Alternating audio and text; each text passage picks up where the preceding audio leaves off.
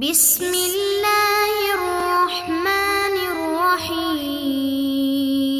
السلام علیکم معزز طلبہ کرام، آپ سب کیسے ہیں؟ آج ہم نور الانوار کے سبق نمبر 141 کو پڑھیں گے۔ آج کے سبق کا عنوان ہے کفار مکلف ہیں یا نہیں۔ آج کے ہمارے سبق کی عبارت ثم لما فرغ المصنف عن مباحث المطلق والموقت سے شروع ہوتی ہے۔ آئیے سب سے پہلے عبارت پڑھ کے اس کا ترجمہ کرتے ہیں، اس کے بعد باقاعدہ سبق کی وضاحت کی طرف بڑھتے ہیں۔ مصنف علیہ رحمہ لکھتے ہیں ثم لما فرغ المصنف عن مباحث المطلق والموقت شرع فی بیان کون الکفار مأمورین بالامر او لا۔ پھر جب مصنف مطلق اور موقت کی بحث سے فارغ ہوئے تو وہ اس بیان کو شروع کرنے اس چیز کو بیان کرنے میں شروع ہو گئے کہ کفار مامورین بالامر ہیں یا نہیں، یعنی کفار کو بھی امر کا حکم دیا گیا ہے یا نہیں دیا گیا۔ فقال، تو پس ماتن نے فرمایا والکفار مخاطبون بالامر بالایمان وبالمشروع من العقوبات والمعاملات، اور کفار بھی امر بالایمان کے مخاطبین ہیں اور عقوبات اور معاملات میں سے مشروع کے وہ بھی مامورین ہیں، یعنی ان کو بھی حکم دیا گیا ہے۔ لأن الامر بالایمان فی الواقع لا یکون الا للکفار، اس لیے کہ ایمان کا حکم حقیقت میں کافروں ہی کے لیے ہے۔ وَأَمَّا لِلْمُؤْمِنِينَ كَمَا فِي قَوْلِهِ تَعَالَى يَا أَيُّهَا الَّذِينَ آمَنُوا آمِنُوا، بہرحال رہے مسلمان مومنین، جیسا کہ اللہ تعالیٰ نے اپنے قول میں فرمایا کہ ایمان والو تم ایمان لاؤ۔ فَإِنَّمَا يُرَادُ بِهِ الثَّبَاتُ عَلَى الْإِيمَانِ وَالِاسْتِقَامَةُ عَلَيْهِ أَوْ مُوَاطَأَةُ الْقَلْبِ لِلِّسَانِ أَوْ نَحْوَ ذَلِكَ۔ تو بہرحال اس سے تو مراد ایمان پر ثابت قدم رہنا یا ایمان پر استقامت رہنا یا دل کا زبان کے مطابق ہونا، او نحو ذالک، یا اس کی مثل اور ایسی چیزیں مراد ہو سکتی ہیں۔ وہ تصدیق قلبی مراد نہیں ہے، وہ تو ان کو پہلے سے ہی حاصل ہے۔ وَقَضَا هُمْ أَلْيَقُوا بِالْعُقُوبَاتِ وَهِيَ الْحُدُودُ وَالْقِصَاصُ إِذَا كَانَتْ تَجْرِي عَلَى الْمُسْلِمِينَ لِأَجَلِ انتظام العالم ومصلحة البقاء والزجر عن المعاصي فالکفار اولا بہا سیما عند ابی حنیفہ۔ اور ایسے ہی عقوبات یعنی سزاؤں کے بھی وہ زیادہ حقدار ہیں، اور اس سے مراد وہ حدود اور قصاص ہیں کہ جب یہ مسلمانوں پر عالم کے نظام کے بہترین بنانے کے لیے جاری ہیں اور بقا کی مصلحت کے پیش نظر اور معاصی یعنی گناہوں پر زجر و توبیح کے پیش نظر مسلمانوں پر یہ سزائیں جاری ہیں، تو کفار اس کے زیادہ حقدار ہیں، خصوصاً امام اعظم امام ابو حنیفہ رحمۃ اللہ تعالی علیہ کے نزدیک۔ لأن الحدود والکفارات عنده زاجرة للناس عن الارتکاب لا ساترة ومزیلة للمعصیة، اس لیے کہ امام اعظم امام ابو حنیفہ رحمۃ اللہ تعالی علیہ کے نزدیک حدود اور کفارات یہ لوگوں کو گناہوں کے ارتکاب سے ڈانٹ ڈپٹ کرنے والے ہیں، نہ کہ ان کی نافرمانیوں کو چھپانے والے اور نہ ہی ان کی نافرمانیوں کو زائل کرنے والی یہ چیزیں ہیں۔ وَأَمَّا الْمُعَامَلَاتُ فَهِيَ دَائِرَةٌ بَيْنَنَا وَبَيْنَهُمْ، اور بہرحال معاملات تو وہ ہمارے اور کافروں کے درمیان دائر ہیں، رائج ہیں۔ فَيَنبَغِي أَن نَّتَعَامَلَ مَعَهُمْ حَسْبَ مَا تَعَامَلْنَا بَيْنَنَا فِي الْبَيْعِ وَالشِّرَاءِ وَالْإِجَارَةِ وَغَيْرِهَا سِوَى الْخَمْرِ وَالْخِنْزِيرِ، تو پس مناسب ہے کہ ہم کفار کے ساتھ بھی معاملات ایسے ہی کریں جیسے ہم آپس میں ایک دوسرے کے ساتھ خرید و فروخت میں اور اجارہ وغیرہ میں معاملات کرتے ہیں، سوائے شراب اور خنزیر کے۔ فَإِنَّهُمَا مُبَاحَانِ لَهُمْ لَا لَنَا، بس بے شک شراب اور خنزیر یہ کافروں کے لیے تو مباح ہیں لیکن ہمارے لیے یہ مباح نہیں ہیں۔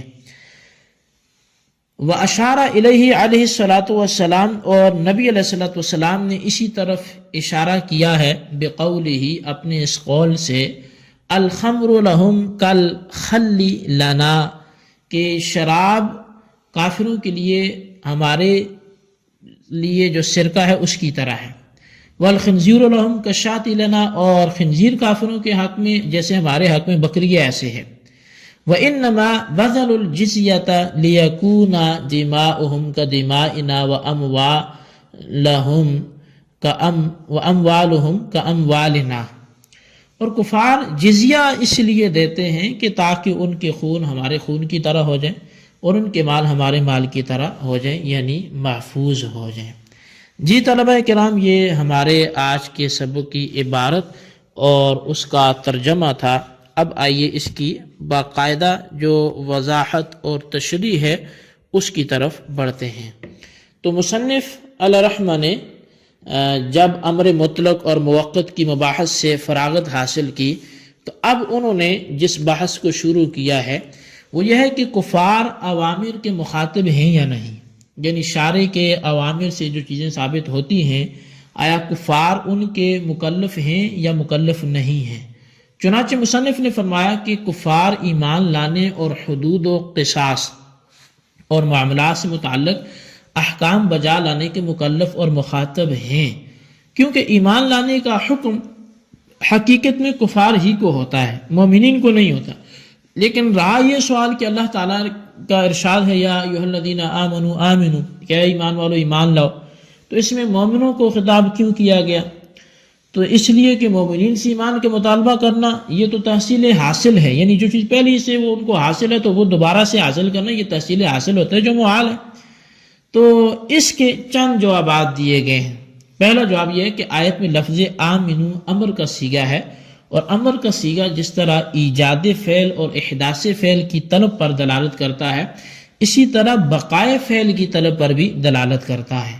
بس یہاں بھی بقائے فعل کی طلب مراد ہے، اور مطلب یہ ہے کہ اللہ تعالیٰ نے فرمایا کہ اے ایمان والو اپنے ایمان پر باقی اور ثابت رہو۔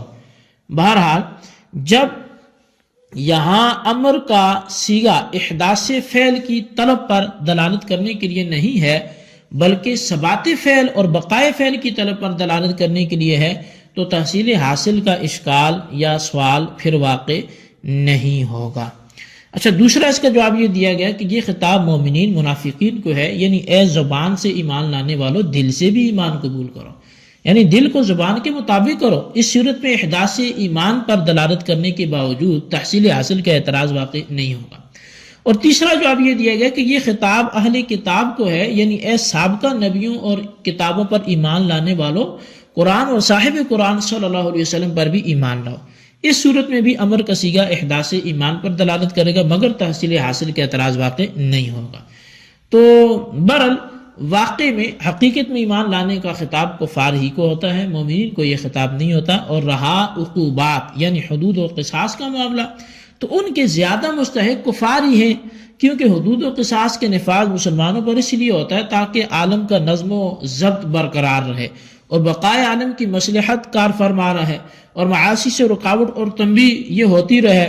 پس جب مسلمانوں پر حدود و قصاص کے نفاذ کا یہ مقصد ہے تو کفار ان چیزوں کے زیادہ مستحق ہیں، خاص طور پر امام اعظم امام ابو حنیفہ رحمۃ اللہ تعالی علیہ کے نزدیک، کیونکہ امام اعظم امام ابو حنیفہ رحمۃ اللہ تعالی علیہ کے نزدیک حدود و کفارات بنی نوع انسان کو معاصی کے ارتکاب سے روکنے کے لیے مشروع کیے گئے ہیں، معاصی پر پردہ ڈالنے اور ان کو دور کرنے کے لیے مشروع نہیں کیے گئے۔ بہرحال جب لوگوں کو معاصی سے روکنے کے لیے مسلمانوں پر حدود جاری کی جا سکتی ہیں تو کفار پر بدرجہ اولا جاری کی جائیں گی۔ اور رہے معاملات لین دین یعنی خرید و فروخت، اجارہ، نکاح وغیرہ، تو یہ مسلمانوں اور کافروں دونوں کے درمیان جاری ہوتے ہیں، لہٰذا ہم کفار کے ساتھ اسی طرح معاملہ کریں گے جس طرح ہم آپس میں معاملہ کرتے ہیں۔ ہمارے اور ان کے درمیان ہر چیز کے معاملے میں یکسانیت ہے بجز شراب اور سور کے، کیونکہ یہ دونوں کفار کے لیے تو مباح ہیں لیکن ہمارے لیے مباح نہیں ہیں، جیسا کہ نبی علیہ الصلوۃ والسلام نے ارشاد فرمایا الخمر لہم کالخل لنا والخنزیر لہم کالشاۃ لنا، کہ جو شراب ہے کفار کے لیے اسی طرح مباح ہے جس طرح ہمارے لیے سرکہ مباح ہے، اور خنزیر ان کے لیے اسی طرح مباح ہے جس طرح ہمارے لیے بکری مباح ہے۔ اور وَإِنَّمَا بَذَلُوا الْجِزْيَةَ لِيَكُونَ دِمَاؤُهُمْ كَدِمَائِنَا وَأَمْوَالُهُمْ كَأَمْوَالِنَا، اور بہرحال کفار جزیہ اس لیے دیتے ہیں تاکہ ان کی جان ہماری جانوں کی طرح محفوظ ہو جائے اور ان کا مال ہمارے مال کی طرح محفوظ ہو جائے. تو حاصل یہ کہ کفار ایمان، عقوبات، معاملات کی اسی طرح مکلف ہیں جس طرح سے مسلمان مکلف ہیں. جی طلبہ کرام، یہ ہمارے آج کے سبق کی عبارت، ترجمہ اور اس کی وضاحت تھی. اس کو اچھی طرح سمجھیں اور اس کے خلاصے کو رجسٹر پر ضرور نوٹ کریں، بالخصوص ان سوالات کے جوابات دیں. سوال نمبر 1 یہ ہے کہ وہ حدیث تحریر کریں جس میں کفار کے لیے خمر اور خنزیر کو حلال کہا گیا جیسا کہ ہمارے لیے سرکہ اور بکری حلال ہے. اور سوال نمبر 2 یہ ہے کہ آیا کفار کی ایمان کے مکلف ہیں یا نہیں، اور ایمان کا حکم مومنین کو ہو سکتا ہے یا نہیں. اگر نہیں ہو سکتا پھر یا ایھا الذین آمنوا آمنوا کا کیا مطلب ہے، اس کے 2 جواب تحریر کریں. اللہ تبارک و تعالیٰ سے دعا جو کچھ ہم نے پڑھا سنا اسے یاد رکھنے اور دوسروں تک پہنچانے کی توفیق نصیب فرمائے. آمین بجاہ النبی الامین صلی اللہ علیہ وسلم.